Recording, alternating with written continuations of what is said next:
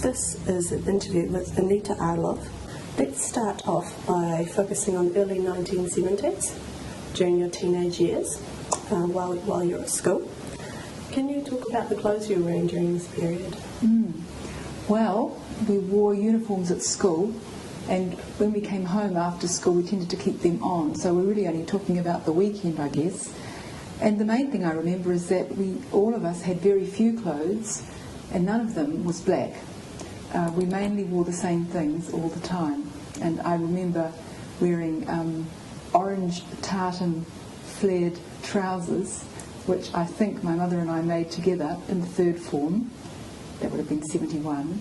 They were my pride and joy. I remember pressing them carefully before going to the movies with my girlfriend. I think we saw the film The Boyfriend and I was wearing them. She would have been wearing a similar pair. I remember an orange top with a drawstring neck, which I was very pleased to wear with a leather choker, sort of a Native American style leather choker. A lot of the clothes were orange and brown and green and fawn, and I can remember having just a couple of homemade dresses, because we all sewed in those days, my mother, my sister and I.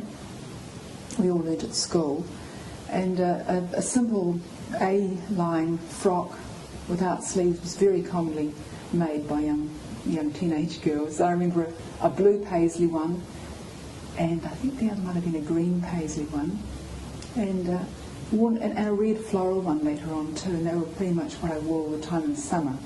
Sleeveless A-line frock above the knee.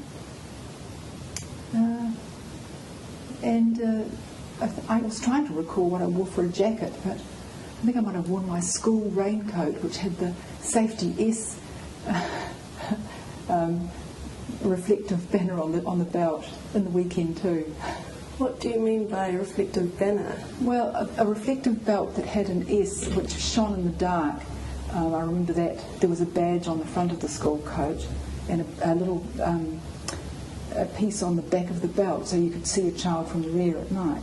So the safety light on the school raincoat. Yeah. And so you said that you did a bit of sewing yourself as well. Mm-hmm. Where did you learn that? Well, we all learned at school, and I can remember making my netball skirt at school.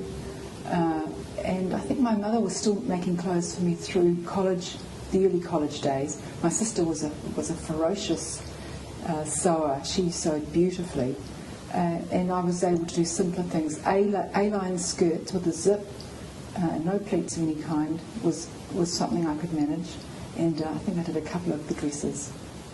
Yeah. And the fabrics, where did you purchase those from? I think my mother would have bought the fabrics, but I would imagine they were bought by the bolt from one of the department stores in the city. I can't be sure. There was Miller's, Mackenzie and Willis, Valentine's, Beats, and perhaps a couple of shops that sold fabric on the bolt, and they would have been bought by the yard. So your mother chose the fabrics specifically? Yes, I think she was still choosing the fabrics then, when I was a third, fourth, fifth form year. So with your school uniform, was that homemade or was that purchased item? It was purchased, but the skirt, and the sixth form skirt was homemade. It was a tartan in greys and reds, and that was homemade. All the girls made that, all their mothers made that in sixth form. You could only buy the fabric, not the skirt. So it was a specific fabric for that school? Yes, it was. You could get it from a department store, that particular tartan. And you mentioned the other day that you wore a lot of hand-me-downs to your sister's clothes. Yes, I did. She, as I say, was an excellent sewer, and she was 7 years older, is 7 years older, so she had a sophisticated style. So when I was 13, she was in her late teens, or turning 20. I remember a couple of coats that she made and lined, and I wore them. Again, a tartan pattern. And I pretty much looked favourably upon all her hand-me-downs. So you looked forward to receiving those? Yes. That's wonderful. So I recall seeing a daisy wheel shoe strap. Did you wear that during that period? Or? Well, not very often because it still exists. I think it wouldn't have lasted. But I remember wearing it a couple of times on my feet and a couple of times on my hands, just through over a finger and across over the wrist. But not all the time, because it was really common in Christchurch to wear shoes most of the time. It wasn't that common to go barefoot. So I didn't really feel comfortable walking around barefoot. Was that due to the climate, or I think it was just the times. Children didn't go barefoot really in those times, not very often. It was just too cold for much of the year, and I think we wore sand shoes in summer mostly, not so much even jandals, more sand shoes. By sand shoes, do you mean?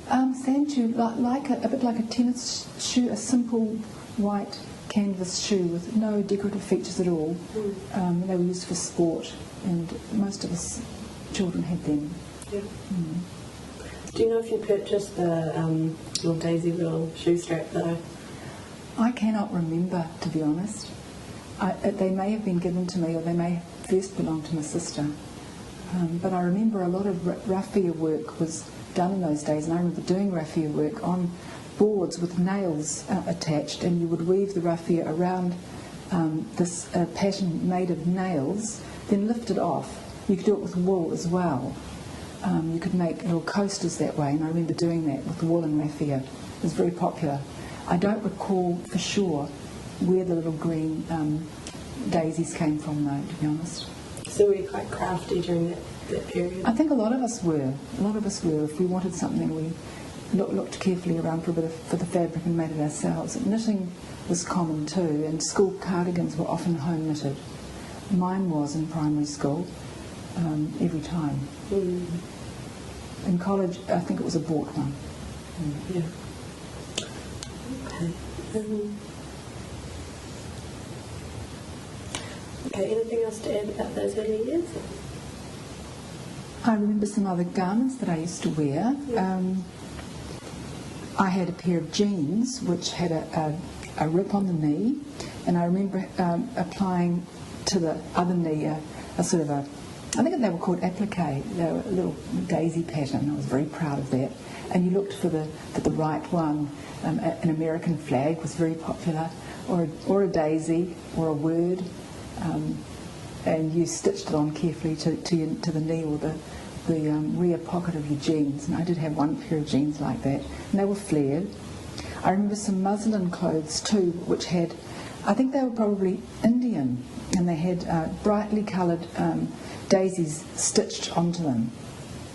I remember a top like that, and a patchwork skirt made of different pieces of muslin fabric, a maxi skirt with an elasticated waist, which was very popular, very easy to wear. I can remember a yellow two-piece that was bought in 1974 to wear to my sister's wedding. So was that your first purchased fashion item? It might have been.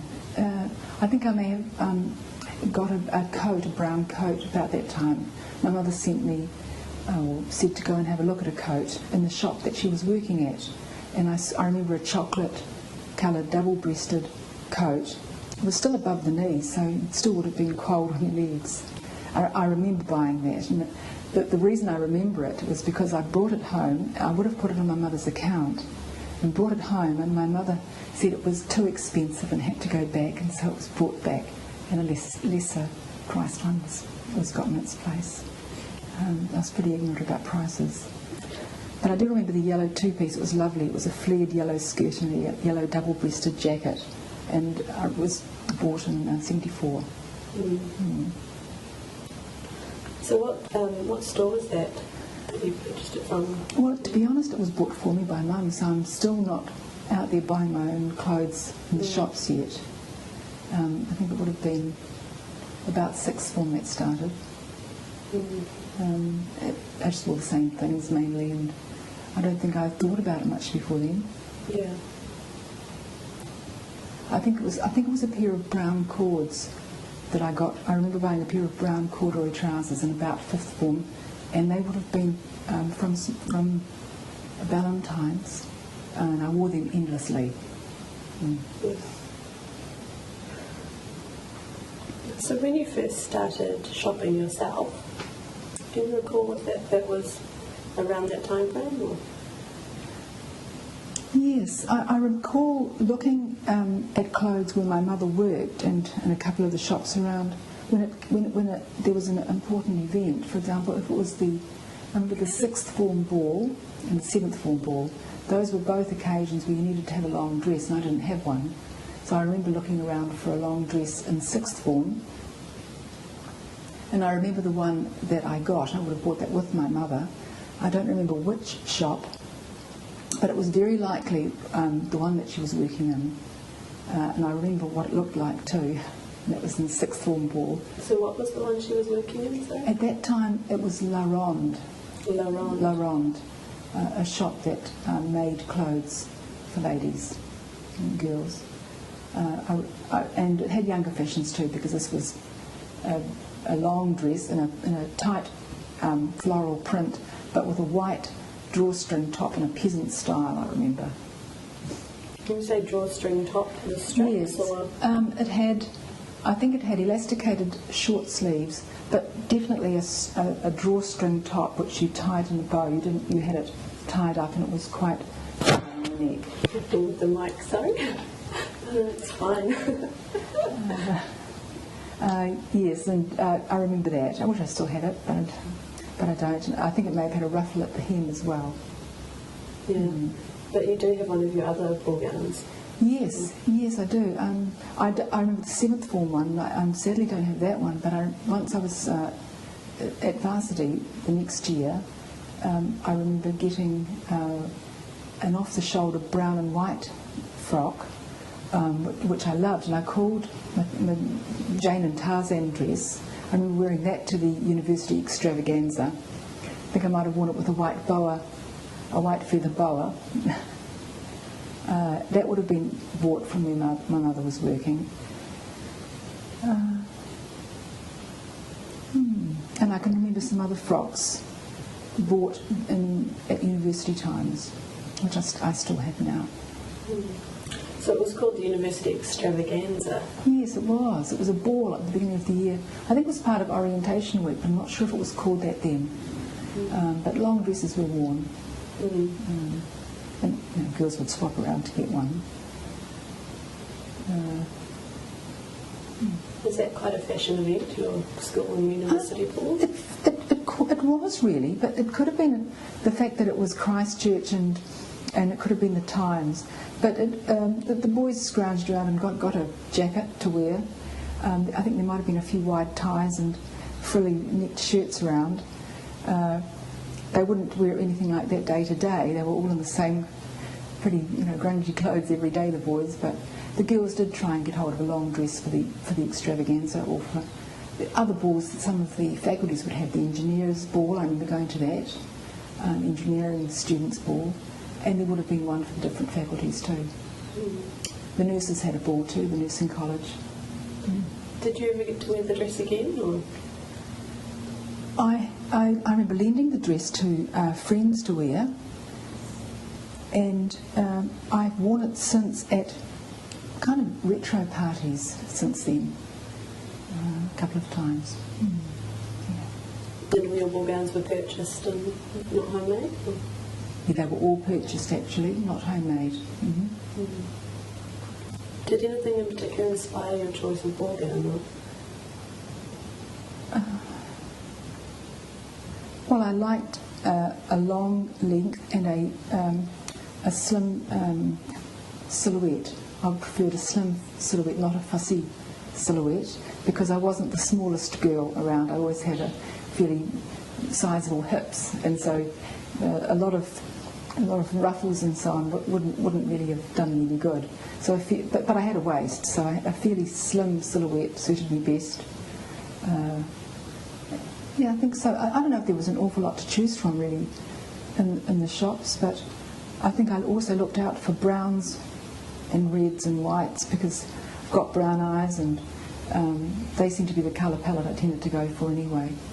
I don't recall having much blue or purple or other colours. And did you put together a whole look for the balls? Yes, I remember at one time going to another event, and I wore a dress I've still got now, which is a turquoise and brown tropical print frock, which does have a ruffle on the bust line, and it has a very full circular skirt. And I remember very carefully thinking, what earrings could I possibly wear, and getting a little pair of fake turquoise ones to go with that. Yes, there was some time spent sitting on buses thinking about what would work, where I could get a pair of shoes from, and what handbag I could wear, that sort of thing. Yeah. So in more of a general sense, what would you say inspired your fashion choices during that era? Well, I think that I looked at what was in the shops. I don't think I saw or remembered fashion from any other sources. I don't remember looking at the television shows and being inspired by what I saw in the shows. We were watching I Love Lucy and so on, which are, where Lucy was wearing a sort of a two-piece outfit which you couldn't get here. It was different fashions, and the shows were several years before we'd get them anyway. So I don't remember being inspired by television so much, not so much by magazines, although I did look at there was a couple of magazines around at the time, and I remember seeing images in those to get an idea of hem length. But generally the hem lengths didn't change a lot in that time. Above the knee was really common for school uniforms and for clothes, except I remember wearing a midi length and a maxi length in the 70s for a short while too. I had one midi skirt, and maxi frocks could be worn too in the daytime as well. So midi length, is that at the knee? No, that's lower. That's between the knee and the ground. So it's quite a way down the leg. And often worn with boots. Sort of a longer length. So other inspirations would have been talking to friends, talking about looking at what they wore, and we often wore things that were fairly similar. Did you used to share clothes amongst your friends and sister-in-law? I did it with my sister and a little bit with my mother. And with my friends we certainly did share evening frocks a couple of times, because I can remember lending a purple frock a couple of times, and being quite anxious to see whether there was a rip or a stain of some sort which I couldn't get out, and they came back all right, but I remember being a little anxious because things can happen when you're at a ball. I probably borrowed a couple of things as well. Silk scarves were lent around too. I remember that. I remember lending out the silk scarves and smelling the cigarettes scent on them when they came back. Is that pattern silk scarves? The ones I'm recalling were plain, but I did also have some quite brightly printed silk scarves, and I've still got them, mixing colours like pink and purple and turquoise quite happily in sort of a swirly pattern. My mother wore those to work, and we've still got them. And you purchased those? That would have been from Fiesta, which was the little fashion shop which was nestled into the ground floor of DIC Beats on Colombo Street. And that was quite a big fashion shop, and my mother actually worked there for a while because she was employed by Beats, and I would go and see her after school or coming off the bus, perhaps after varsity. I'd go and salad and I would see her there, and she'd show me walks on the racks. And there were a couple of other shops. I remember Escalade, another shop in Christchurch. I remember getting a couple of frocks from there. And it's hard to recall the names of some of the other shops, but there were a few. There was one called Sydney Separates, which had sprung up, and that was innovative in the sense that it sold separates. It wasn't coordinated pieces that were being sold. It wasn't a frock or a two-piece. It was simply skirts and trousers and tops that had no relation to each other, and that was quite a new idea at that time. I remember that shop, Sydney Separates. So it's quite common to wear matching outfits? It was common to have a frock that went from your neck to your knee, and I think it was common, especially for adult women, to have a two-piece that matched in some way, a skirt and top. Yes, it was. But the idea of separates, where the pieces had no relation to each other, was fairly new. So you mentioned the other day to me that the 1940s and 50s look was very fashionable at that time. Yes, it was. I looked at some photographs the other day, and I remember going down on a trip with my brother. We went down to Larnac Castle, and there were some photographs we took there. And I was wearing an outfit, a red circular skirt, and a pair of red stilettos my mother wore in the 50s, and a pair of white socks with them. And there was a very fierce perm on my head as well. 50s look was definitely red lips, as the 70s wore on, shiny eyelids, and the red lips was a look that was in. So you borrowed your mother's shoes? I did. I remember borrowing my mother's shoes, and they lasted well because they had metal toe caps and heel caps, which would make a noise as you walked, but the metal caps lasted very well. Mm-hmm. So you mentioned that there was a store which sold clothing inspired by that time frame. Yes, there was. There was a mall, I think, in Turin Street, and there was a shop called Marjorie Miles. I loved going in that shop. She used old crepe de chine fabrics. I don't know where she got them from, but they did seem to be old fabrics, which she fashioned into clothes in the old style. And I remember some roll neck shirts. I remember a lovely shirt I got from there, a lovely swing black jacket. And she had china and jewellery as well. I remember a little velvet belt, a black velvet belt, and the velvet felt very, very soft, not like the velvet you would normally find in the shops. It was soft in both directions. I remember getting a few things from that shop, Marjorie Miles. And when I was working at Ballantyne's as a student, I got a couple of things with staff discount from there too. So when did you start working at Ballantyne's? I started working there at the end of 7th form as a holiday job, and I ended up staying there for years because I worked every Christmas holidays, the May and August holidays, and I worked Friday nights as well. So I was there a lot, and happily working there for 3 years. After I finished varsity, I worked there full-time for a while I was working out what career I wanted. So I was there as a full-time employee as well. And what role were you when you were there? I was in 3 or 4 different departments. I was in the school uniform department, which is quite a big department because all the schools had uniforms in those days. All the colleges did, and high schools, and there were not that many places you could buy the uniforms from. We had a workroom upstairs at Ballantyne's which would make uniform items for children who were very tall or short, or of a different size too. So some of the items, the frocks and so on, were made on site. I was in the menswear section, Mercery it was called, I think, and I was in the shoe department for a while, and young fashions upstairs, I remember as well. Was that your favourite department? I did like young fashions. I very much liked working there. I remember my first job there was to wash the coat hangers. So you wanted everything to look spick and span, so the coat hangers had to be washed, and it does take a while. You've got to take the garment off, wash the hanger dry, and put the garment back on.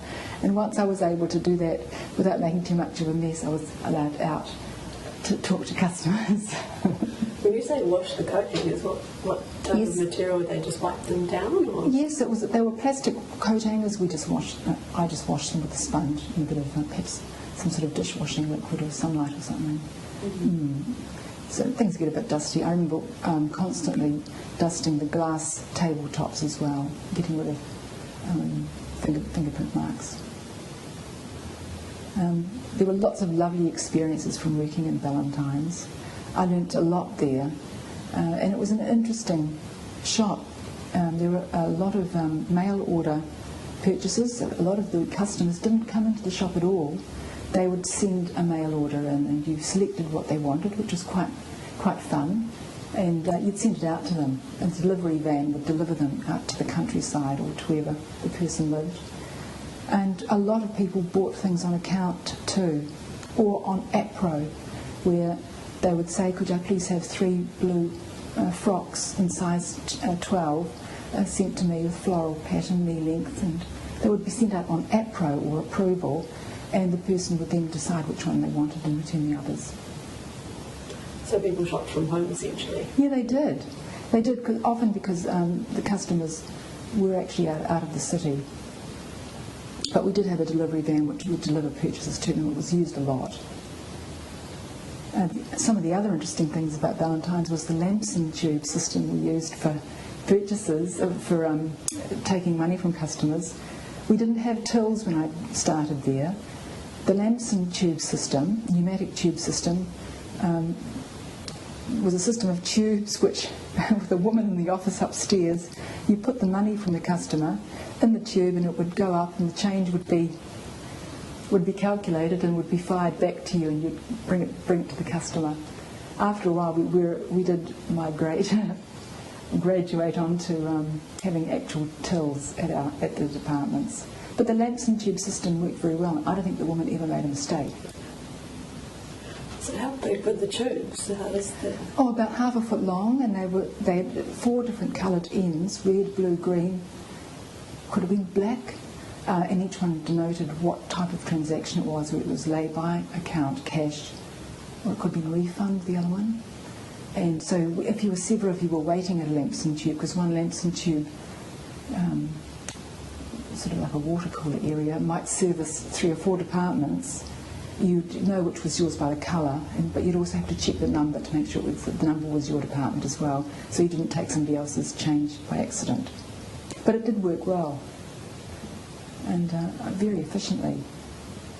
And the training at Valentine's was very good. One of the first things you had to do, though, was find a black skirt, because we didn't wear black clothes in those days. I didn't have anything black, but you had to wear black below the waist, and above the waist you could wear black or white. So most of the women had a black skirt, black tights and shoes, and a white shirt. That was common.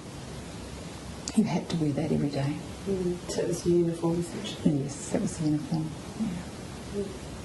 So that was the first thing to get hold of, was a black skirt, because I didn't have one. And then you end up wearing the same one every day. So what other sort of departments were there? What was the... Oh, the chemist, not chemist, the cosmetics department was very popular. It was quite well known. Women would come in to get their scents and their face creams, and the ladies who worked in that department didn't wear black and white. They wore, I think it was pink. They had a different uniform which they wore, and they had their makeup all the same. I remember green eyeshadows and very delicate makeup, but they were all turned out the same, the ladies in the cosmetics department. The china departments and gift departments were huge. People would buy things there. There were ornaments and vases and urns and glassware for Africa. And the haberdashery and fabric sections were very large too, because people were still sewing their own clothes. There was a very large packing section downstairs, and I was there for a short while, because packages would be sent all around the world, and it wasn't uncommon for people to board in Christchurch from the Chatham Islands or from one of the islands or from another city, and packages would have to go back and forth. Items would be bought from the China department and have to be sent to Singapore or somewhere like that. So the packing department was quite a serious operation there too.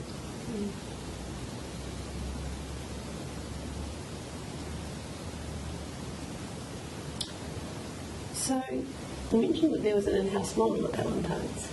Yes, that's right. I remember the in-house model when I was there was Mrs. DeVole, who was a very elegant woman, and she would wear clothes that were currently available in the young fashions or the fashions department, and walk around the store wearing the clothes and greeting the customers and perhaps showing the item and saying where it was available and its advantages and so on, and how easy it was to wear. And that was a lovely touch, a very homely touch. But she would come in each day with 3 shoes and work out which shoes would go with whichever outfit she was going to wear. I think she might have had a couple of different outfits each shift. Mm-hmm. So it's new season stock? Yes, new season stock has been worn. Was that common in the other stores in Christchurch? I can't be sure, but it could. But this was a department store, quite a large store, It could have been in other stores, but I'm not aware of it. It may even have been a Valentine's touch.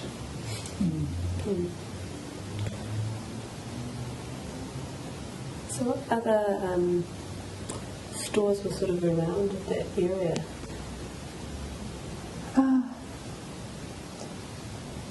There were department stores. There was Miller's and Beath's DIC and Valentine's. There was Woolworths, and people did shop in those stores. It's hard for me to recall some of the names of the smaller stores, and I just can't remember too many of them. But I do remember Fiesta and the Escalade shop. People sometimes went out on a Saturday to New Brighton also to do their shopping, because you could do Saturday shopping in Christchurch on that day. I'd bus out with my brother, or have a look at the shops out there. You could get ethnic things out there. Those little incenses people would burn to make their house smell lovely, and jewellery, inexpensive jewellery, fabrics, Indian fabrics. People would sort of mooch about and have a look at those things, leather goods, that sort of thing. That was out at New Brighton by the beach. So it was a different sort of shopping area? Yes, it was pretty much known as the Saturday shopping area. I'm just going to pause recording for a moment. Okay, we're recording again. So, you had was it orange and white cotton gingham bikini in the 70s? Yes. Talk about what that was like to wear and where you wore it. Yes, I remember that. I was thinking about a sixth form trip to the beach. No, it could have been seventh form, because the seventh form was mixed with the boys from the neighbouring college, and there were boys at this trip. And I do remember walking along the beach wearing that bikini in seventh form. And it's strange, because the bikini bottom is fine. The bikini top doesn't have has no support, and is really just two triangles and then a halter neck, and so tied at the neck and tied at the back. Not much support at all, and it doesn't really hide anything. But that was how they were. Everyone was the same. But I don't think I'd feel covered enough wearing that now. At the time, though? I suppose at the time everyone else was the same. But it was lovely, and orange was such a common colour in those days too. It wasn't unusual to have anything orange. Everything was orange or brown or cream or green. But yeah, it was well made. I think the bikini bottom was lined, and I think that the top was made of, the whole piece was made from one fabric, so the triangles and the necktie weren't two pieces of fabric, they were one. So that it had a lovely curve around the neckline as the triangle went up to become a tie at the back of the neck. And that would have taken quite a lot of fabric to make. And when it got wet, did it keep its shape? When it got wet, I don't recall it getting it wet too many times. The bikini bottom stayed in place well, because it had an elastic through the waistband, and the top was fine. But you did keep adjusting the neckline to make sure it was nice and snug. But it wasn't stretchy, so it didn't sag. Some tops I remember did in those days, and if you got out of the water, if there was a lot of water still in the top of your garment, it could sag it down. Bit problematic. Yes, you have to check yourself before you get out of the water. I can remember some other clothes I wore at the time too. I was thinking of my 21st birthday party, which was I was very lucky. We had it at a pub in town, in a room in a pub, and the cake was brought in. I remember wearing a chocolate brown shiny two-piece. The pants were actually harem pants. They were soft fabric trousers, and you could either wear them that way, or you could cinch them in with two little strips of ribbon in the same fabric and tie a bow, and then they would become harem pants. And yes, they were worn. I remember a blazer I wore all the time. It was some tartan fabric, but it had leather patches at the elbows, which was actually very useful because they didn't wear out, and it had it had a corduroy neckline too, which also made it thinner. But the leather patches were a very good addition to a jacket. It makes it last a long time. But mainly knit shirts were popular. I remember a lot of knit shirts on men and women, often in the sort of bone fawn whitish colours, yellow, orange. They were very common, with a fairly pronounced collar, pointy collar, but a knit fabric. And they were very, often with lots of pockets as well, and buttons on the pockets which may or may not have opened. They were very Do you popular. mean like a classic sort of button-up shirt but made out of a cotton knit? Or? Yes, that's right. It's a shirt but made of a cotton knit. Everyone wore those. They were very popular. I remember wearing belts made of chains on frocks too. So you'd have a belt, but it was just really a link of chains, which you would connect and let the end pieces lie. One important thing I remember, and it stayed with me forever, is starting to go to op shop type places. There were some shops. I remember Strand's Emporium in the city, which was a shop where you could get those fragrance sticks and muslin clothes and jewellery and so on. But you could also start to get second-hand clothing, and they were very popular amongst my friends. I can remember wearing a blue crepe de chine shirt, which could have been from the 40s even, 40s or 50s, with a little Peter Pan collar. I remember wearing that, and that was an old shirt, and that was a prize to have that. And that interest in old clothes and op shop clothes has stayed with me ever since. So those op shop stores of the 70s, were they charity stores or independently run? I don't think they were stores. I don't recall going into a shop that was just second-hand clothing. They may have been in the markets. The one, for example, that I mentioned at New Brighton Saturday Market and the Emporium. I think there may have been a few there. It was just starting to come in. It was not that common. So I think they were not. I don't recall stores dedicated to them. I don't recall the shops that you get now. But you could find them, and I suppose people also ransacked their parents' wardrobes or grandparents' wardrobes as well. I know I did. I remember wearing a coat of my mother's. I called it astrakhan, but it wasn't astrakhan. It would have been a fake astrakhan. What do you mean by astrakhan? A fabric that looked like kind of a newborn lamb's skin, with a curly, short cut pile, and a grey coat like that. It would have been an imitation one, but a very warm coat, beautifully lined, great buttons down the front, and lovely deep pockets to put your hands in to keep warm. And that was raided from my mother's wardrobe.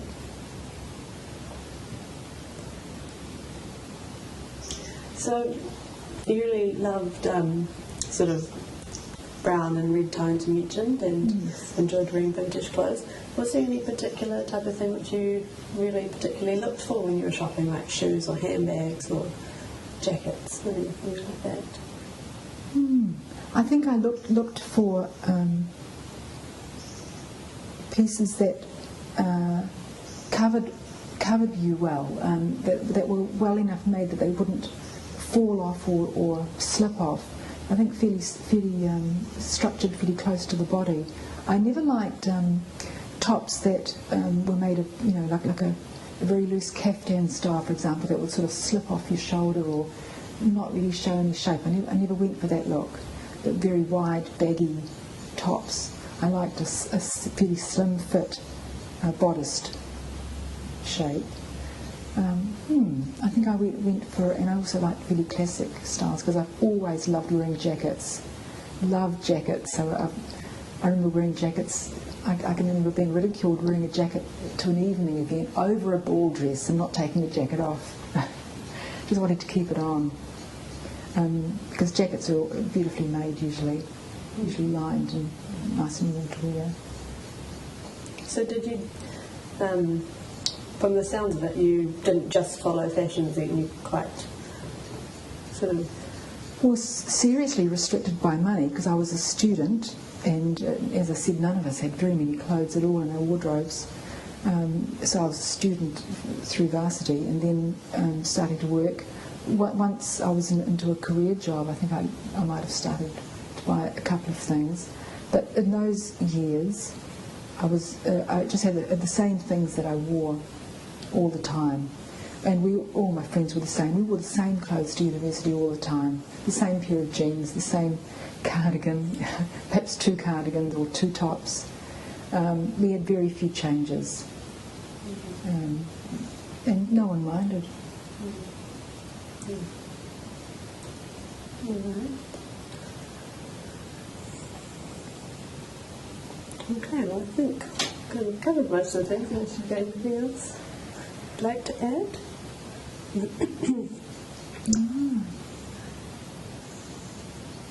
I can't really think of anything else to add. I think probably one of the biggest influences in my early years, in the 70s, was working at Valentine's, because I was a little bit inspired by the way some of the other ladies in the other departments dressed for work, and by the customers who came in, the way they were turned out, and they often would go to quite a bit of trouble to look nice to go shopping.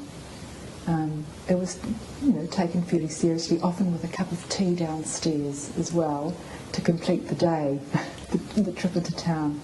So I remember noticing what customers wore and what my colleagues wore. And yeah, I can still remember what some of those ladies wore now. Usually a classic look was strived for. So yeah, I think that might have been one of the biggest influences. That and the fact that I was lucky enough to have hand-me-downs that were made by my older sister. That was another big influence. And of course my mother working in a fashion shop after she finished running a nursing home, when she found she had time in her hands and energy to burn and wanted to do something, that was a huge help, because Mum was able to get a couple of things with the staff discount, and I was able to go and see what was for sale. But when I'd meet her after work, I'd go and see what was hanging on the racks, or she'd be quite keen to show me something new that had come in. So that was a big help too. Wonderful. Okay, well, thank you very much. And, Thank you, Cerys. We'll wrap that up.